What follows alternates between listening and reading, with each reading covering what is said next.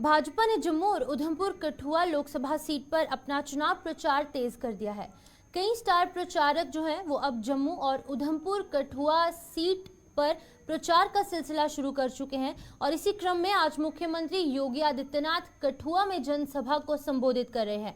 इस समय उनके द्वारा यहां पर एक आम जनसभा को संबोधित किया जा रहा है। क्या कुछ कह रहे हैं, किस तरीके से लोगों को संबोधित कर रहे हैं, आप भी सुनिए।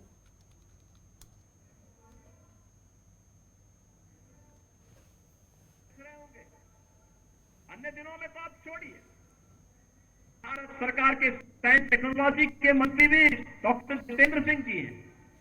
प्रधानमंत्री कार्यालय के मंत्री भी डॉक्टर जितेंद्र सिंह जी हैं। कोरोना कालखंड में पहली बार आपने देखा होगा भारत के वैज्ञानिकों ने यानी दो ऐसे वैक्सीन दे जो दुनिया के अंदर कोरोना जैसी महामारी की अचूक दवा है। अचूक दवा आपने देखा होगा, सबसे प्रभावी वैक्सीन भारत ने दी। फ्री में वैक्सीन, फ्री में उपचार, फ्री में टेस्ट 140 करोड़ भारतवासियों को भारत की सरकार ने प्रधानमंत्री मोदी जी के नेतृत्व में प्रदान किया। और बहनों और भाइयों, 4 वर्ष से 10 करोड़ लोगों को राशन की सुविधा और अगले 5 वर्ष तक राशन की सुविधा फिर से प्राप्त होने वाली है भारतवासियों को। आप सोचो, 140 करोड़ में से 80 करोड़ लोगों को 4 वर्ष से फ्री में राशन की सुविधा अगले 5 वर्ष तक मिलना है। और दूसरी तरफ 1947 में भारत से अलग हुआ पाकिस्तान भीख का कटोरा लेकर के दुनिया के अंदर भीख मांगता हुआ दिखाई दे रहा है।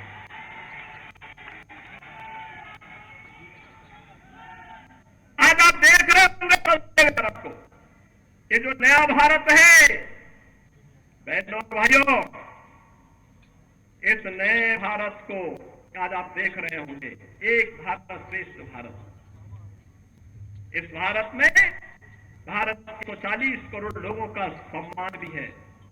दुनिया के अंदर आज भारतवासी कहीं भी जाता है, लोग बड़े सम्मान के साथ उसकी ओर देखते हैं।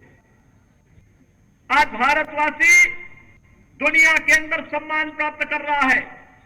आज सीमाएं भी सुरक्षित हुई हैं।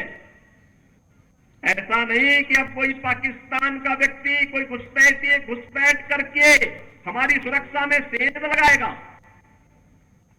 नहीं लगा सकता। अगर कहीं पटाखा भी फूट जाए ना, तो पाकिस्तान अब सफाई देता कि नहीं, मेरा इसमें हाथ नहीं है,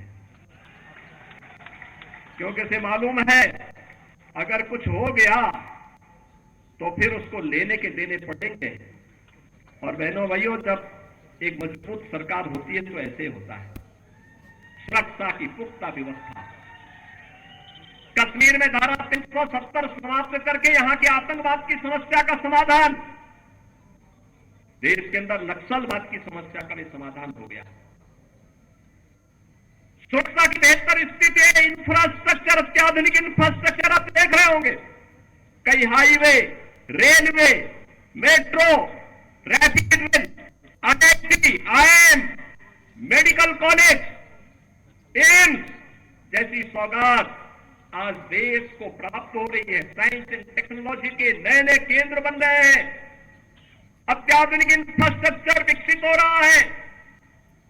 बेहतरीन माहौल में भारत आगे की ओर बढ़ रहा है। और यही नहीं, इन सब स्थितियों को ध्यान में रखने के साथ ही गरीब कल्याणकारी योजनाओं की कोई सानी नहीं।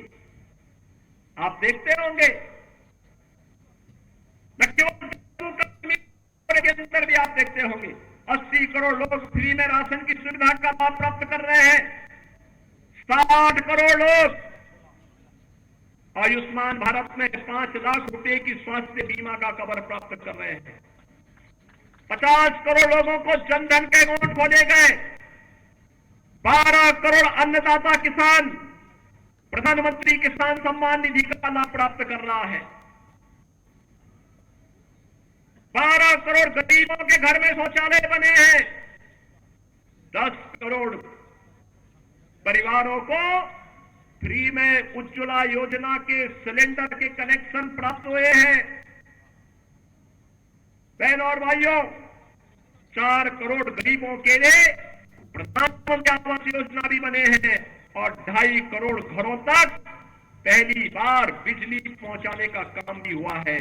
इस प्रकार के अनगिनत गरीब कल्याणकारी योजनाओं का लाभ आज पिछले 10 वर्ष में उस कैबिनेट और उस सरकार ने किए हैं जिसका नेतृत्व मोदी जी कर रहे हैं और आपके सांसद उस सरकार के अभिन्न हिस्से हैं। डॉक्टर जितेंद्र सिंह जी उस सरकार के हिस्से हैं।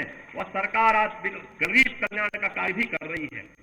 और तो और कितना परिवर्तन आया है। इससे पहले लोग अपने आप को हिंदू बोलने में भी संकोच करते थे। और बहनों और भाइयों, अयोध्या का नाम लेने पे तो लोग डरते थे।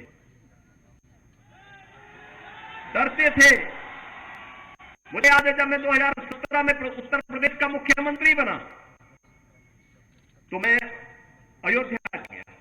लोगों ने कहा रही क्या कर रहे हैं? मैंने कहा क्यों?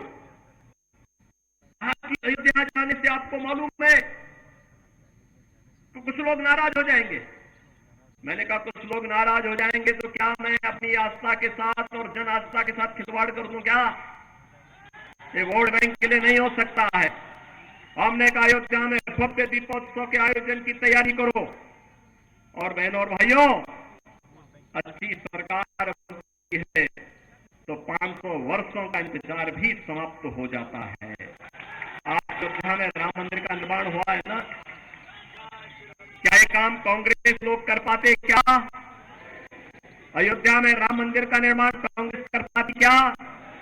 बहनों और भाइयों, कांग्रेस ने तो कहा था कि राम हुए ही नहीं, कृष्ण हुए ही नहीं। जो एक्सीडेंटल हिंदू थे वे राम और कृष्ण पर ही प्रश्न खड़ा कर दिए थे। इससे बड़ी आस्था के साथ खिलवाड़ दूसरा नहीं हो सकता। बहनों और भाइयों, कैसे इन्होंने अपमानित करने का प्रयास किया था। राम और कृष्ण के अस्तित्व पर ही प्रश्न खड़ा करके हमारे आराध्य देवों को नकारने का प्रयास किया था। लेकिन आज अयोध्या में भव्य राम मंदिर का निर्माण न केवल हो गया है बल्कि आज आप अयोध्या जाएंगे